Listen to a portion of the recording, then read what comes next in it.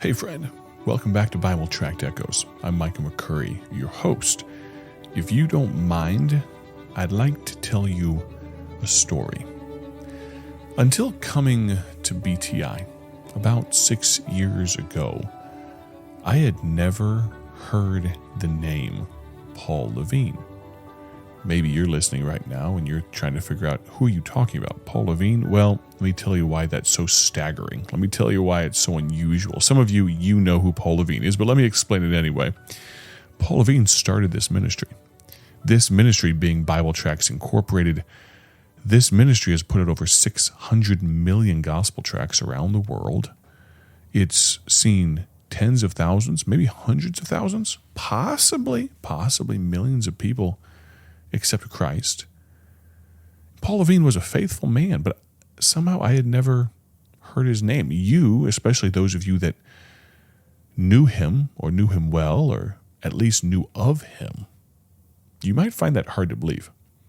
How can a man who began in full-time evangelism, yes, it was the early 19th century, but he began in full-time evangelism as a teenage boy, and then he goes on to serve God faithfully for over 60 years in full-time evangelism. How can a guy like that pass away after having influenced a number of generations? How can he still be relatively unknown? I realize Paul Levine, Dr. Paul as he was called, passed away in 1996, at which time I was only a young boy myself. But after getting to know this ministry, becoming acquainted with the rich legacy that God has blessed BTI with, Bible Tracts Incorporated, God placed a burden on my heart to make sure Paul Levine's story got told. But you realize what a logistical nightmare that is. We're blessed with some archived material here at BTI, but how could I, starting at square one or maybe square zero, even pretend to tell a full story, one that you can actually feel, a story that actually is true to life, almost 30 years after our founder's homegoing? Well, that's where God steps in.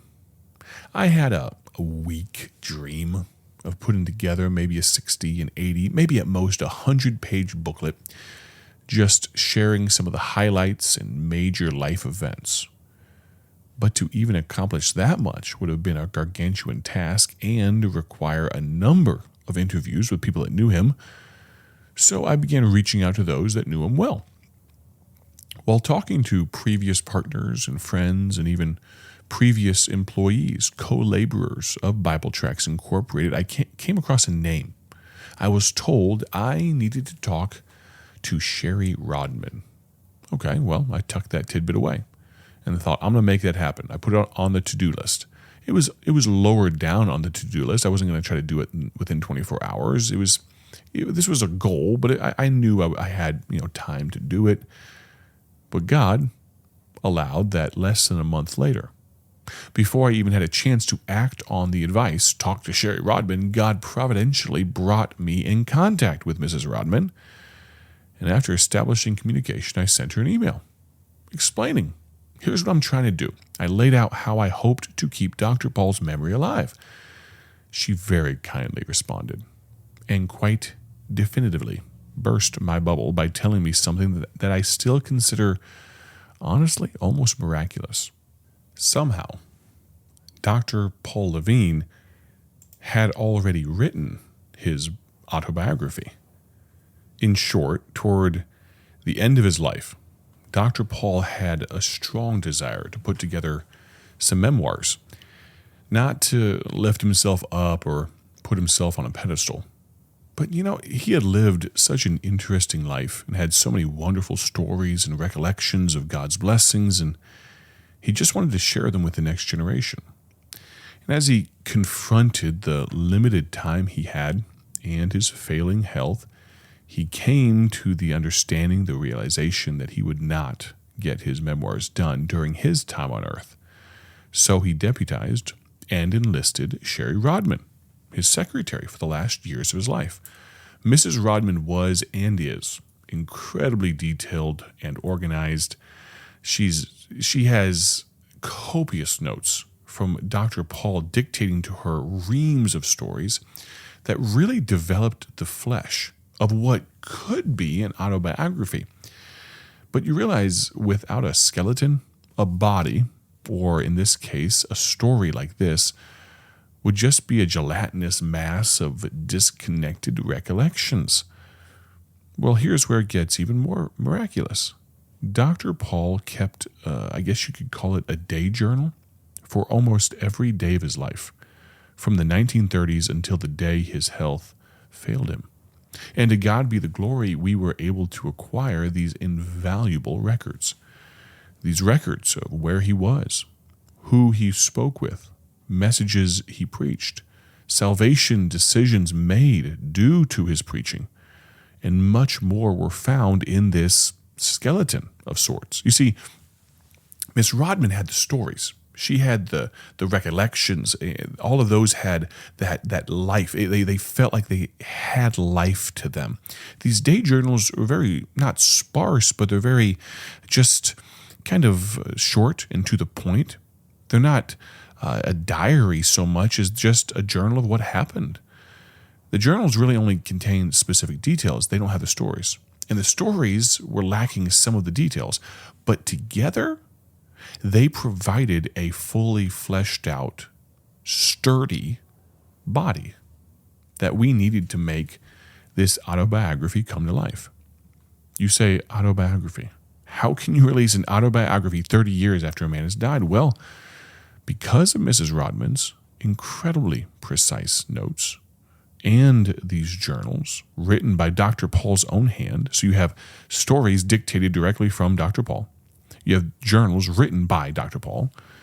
We have been able to take an incredible step of producing an autobiography in Dr. Paul's own voice with just the very lightest of editing. And Ms. Rodman has done such a wonderful job. We've been able to weave in the history of his family, the history of the ministry, Bible Tracts Incorporated, that he started all the way back in 1938. We're going to be able to share stories of incredible conversions due to gospel tracts that Dr. Paul wrote himself. Through it all, I believe our goal will echo Paul Levine's. Not that honor accrue to his name, but that God get all the glory. Here I stand. I'm a beneficiary of God blessing my forefathers. We mentioned yesterday on the program incredible friends like Miss Rodman, but incredible forefathers like Paul Levine. And I may have picked up the mantle for Dr. Paul as it pertains to BTI, but I can lay no claim to a double portion, or I'd be happy with a half portion of the Spirit, the power so obviously in evidence in the lives of those like Paul Levine that came before.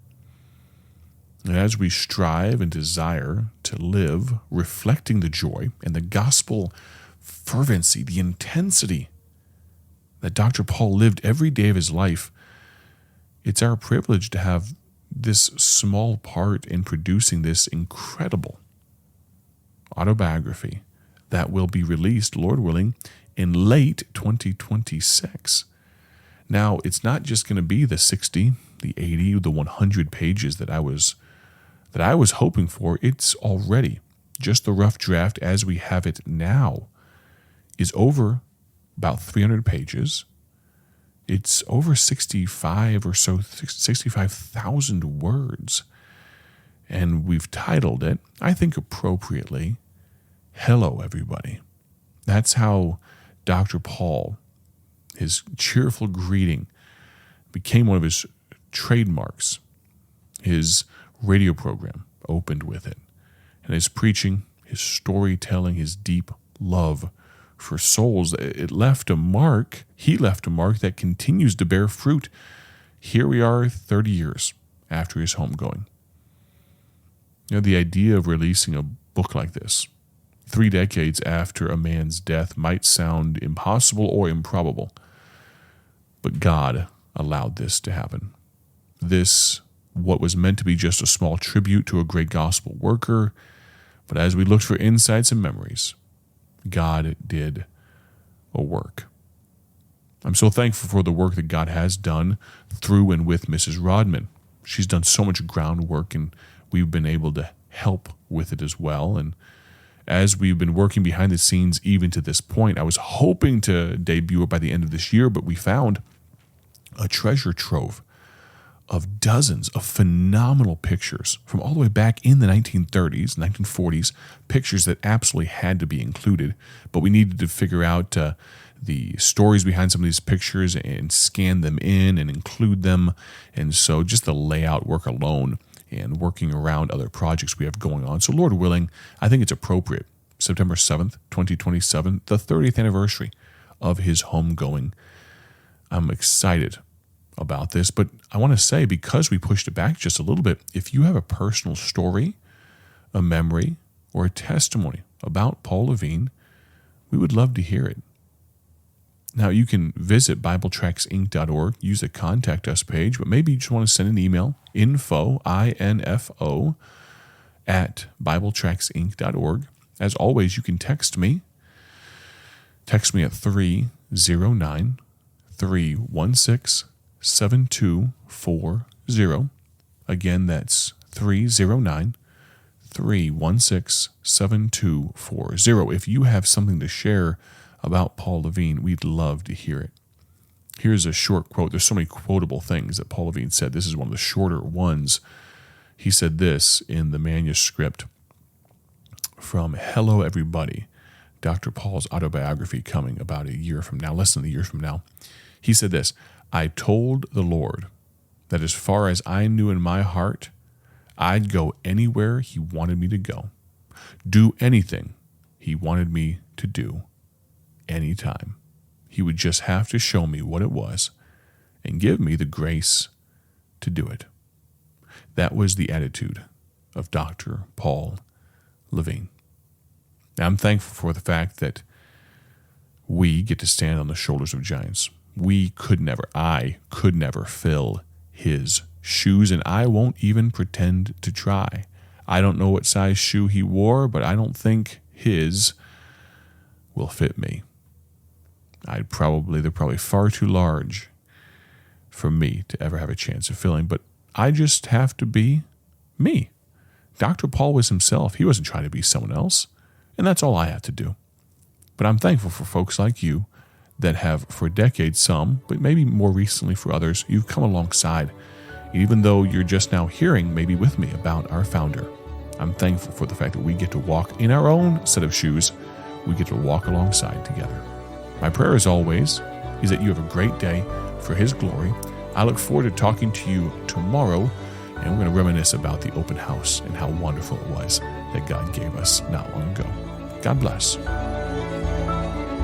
Thank you for tuning in to Bible Tract Echoes, the radio ministry of Bible Tracts Incorporated.